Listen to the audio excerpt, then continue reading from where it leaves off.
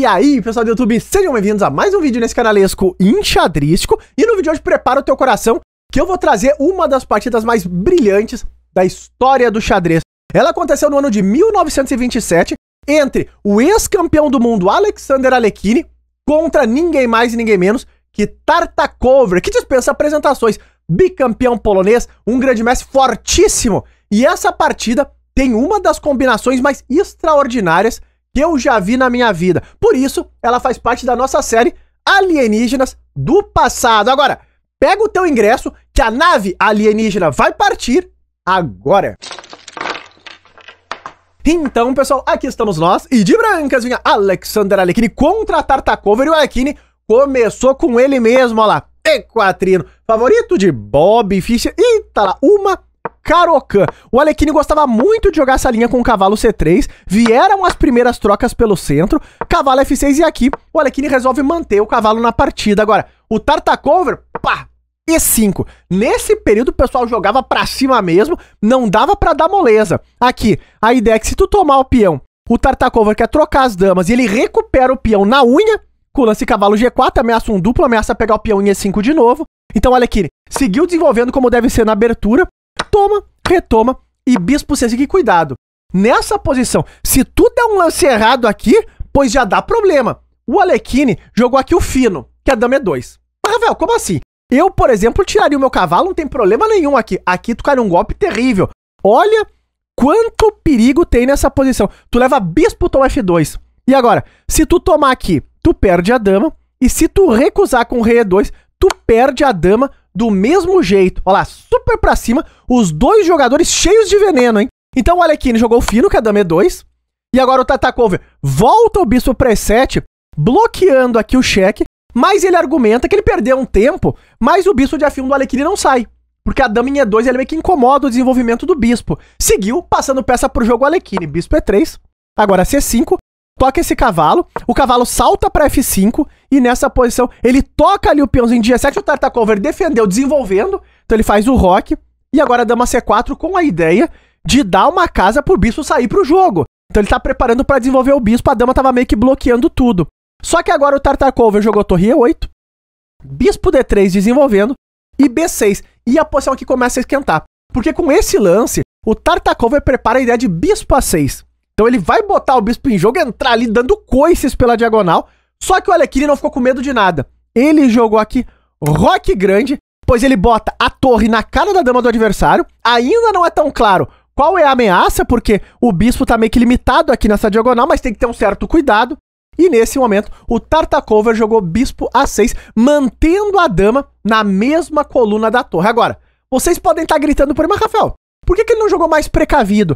Dama C7 não é um lance muito mais normal aqui? O problema é que certamente os dois jogadores viram que aqui tem um golpe tático. Porque o flanco da dama nem desenvolveu ainda, então tem que ter algum problema nesse tipo de posição. Tu leva aqui, cavalo toma G7 e as brancas pegam muita vantagem com esse sacrifício. Porque se tu tomar de rei, dama H4 chega, e agora bispo H6, tô entrando com dama G5, temas de mate em G7, e se tu jogar o que a máquina sugere hoje é rei G8, só que depois de bispo G5 já era. Essa posição aqui é ganha para as brancas por conta da vantagem do desenvolvimento. Então tem ameaças de tomar aqui, depois tomar H7. Se tu jogar esse, tem um lance ainda melhor do que tomar em F6, que é jogar o lance torre E1, passando a última peça pro ataque, e agora tem temas ali da torre em E8, vários temas de desvio. Se tu tentar defender o cavalo aqui, já vem cavalo F5 também e deu ruim aqui. São muitas peças brancas no ataque, tu vai acabar perdendo ou tomando mate de alguma maneira. Então é uma posição cheia de veneno e sutilezas. Roque grande é o lance fino, então o Tartakower viu que ele não podia só atirar a dama, ele jogou então bispo A6 e parece que a posição das pretas é sólida. Por quê? Eu tô atacando a tua dama. Então o que se espera aqui é que o Alekhine tire a dama para algum lugar, só que não. Ele joga aqui um dos lances mais extraordinários da carreira dele. Não é uma linha nada fácil de ser vista. E a gente vai entender por quê. Essa linha que o Alekhine vai jogar, ela funciona por causa de um lance. Ah, Rafael, do que é que tá falando? Eu vou mostrar pra vocês qual foi a bomba que o Alekhine jogou aqui. Ele jogou cavalo H6. Esse aqui é um dos lances mais brilhantes, com certeza, da história do xadrez. É um lance super pra cima. Tem um monte de tema de ataque aqui. Porque ele sacrifica o cavalo com a intenção de ganhar a dama das pretas, que tá na cara da torre. E aqui tu não pode recusar esse sacrifício. Porque se tu jogar rei F8, tu leva mate com dama toma F7. E se jogar rei H8, tu leva o famoso mate de Philidor, olha lá. Onde tu sacrifica a dama pra dar um mate de cavalo. É tudo forçado. Então, tu não pode entrar nisso. Observem quanto veneno tem nessa posição. Então o Tartakover falou, não tem jeito. Toma esse cavalo.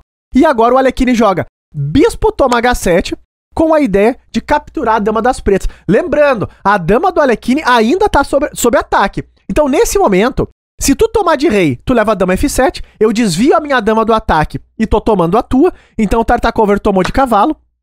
Só que agora a dama G4. Ele dá o cheque, rei H8 e o Alekhine toma a dama do adversário. Rafael, olha, essa linha aí é confusa, mas ganhar a dama é sempre bom. Aqui tem uma questão material, porque como o Alekhine acabou dando o cavalo e o bispo e a torre pela dama, normalmente essa troca não é tão boa, porque o cavalo, bispo e torre são muito poderosos, embora a dama também seja, não é normalmente uma troca assim que garante uma vitória. Só que essa linha só funciona porque nesse momento o Alekhine joga o dama E4 e tem mais peça caindo das pretas. Então ele consegue esse ataque duplo no final da variante e mais do que isso ainda. Na avaliação dessa posição, as peças das brancas estão ativas, enquanto as peças pretas estão mais descoordenadas, porque o flanco da dama ainda não tinha desenvolvido todo. Então o Alekhine viu a variante toda, completamente extraordinária, e esse dama E4 que justifica tudo isso, porque ele ainda ganha material no final da linha. O Tartakover seguiu esperneando. Não tem como defender as duas peças, então ele passou o cavalo para C6, segurou o bispo, o Alekhine tomou esse que já estava maduro, e agora bispo F8, porque tem uns temas de pegar também o peão de H6. Antes de qualquer coisa, o Alekhine seguiu melhorando as peças. Pá, cavalo F5. Foi com o cavalo para cima, H6 está caindo, bispo C4 foi jogado, e agora cai o peão de H6. Só que o Tartakover busca contra-jogo. Ele joga bispo D5. Toca a dama, o Alekhine mandou a dama para C7, agora ele passa as peças pro jogo, ganhando uns tempos em cima da dama. Tomar aqui, O que foi isso? Tomar esse peão de A7 aqui é uma loucura tremenda, porque embora as máquinas gostem desse lance, o Alekhine joga um lance muito mais conceitual. Ele traz a dama pra cima do rei exposto das pretas. Isso faz todo o sentido do mundo. Agora, o Tartakover aqui passou a torre pra C6, ele tenta dar uma ciscada por ali, e o Alekhine troca em F8. E aqui ele vai arrebatar essa partida com dama E5 cheque, e tá caindo o bispo. A única forma de defender tudo é o lance cavalo F6, só que agora o Alekhine jogou cavalo D6, cortando o contato da torre com o cavalo, e agora ele ameaçou o cavalo. Se o cavalo sai, tu perde o bispo, cai a posição toda. O Tartakover aqui abandonou essa peleia histórica. Agora, calma lá, Rafael. Mas por que abandonou? Se ainda tem rei G7 aqui. Tem esse lance, mas aqui tem um golpe tático muito comum para ganhar um cavalo quando o rei tá defendendo. Esse golpe acontece muitas vezes com a dama, nesse tipo de posição, que é tu jogar dama G5, olha lá, onde tu dá o cheque e o rei não consegue manter a defesa do cavalo. Então, saia pra onde sair esse rei, tu vai tomar o cavalo e o Alekhine aqui ganha todo o material do mundo. Uma partida com uma combinação extraordinária. E tá no ar a precisão dessa partida histórica. Observe que o Alekhine fez aqui 97.1, pois jogou com uma máquina terrível, embora não existisse as engines ainda na época, ele já era uma máquina. E o Tartakover fez próximo de 85%, com um lance brilhante pro Alekhine que inicia a variante toda, cavalo H6, uma salva de palmas pra este gênio da história do xadrez. E se tu gostou da análise dessa partida clássica, não esquece daquele likezão aí embaixo e até os próximos vídeos!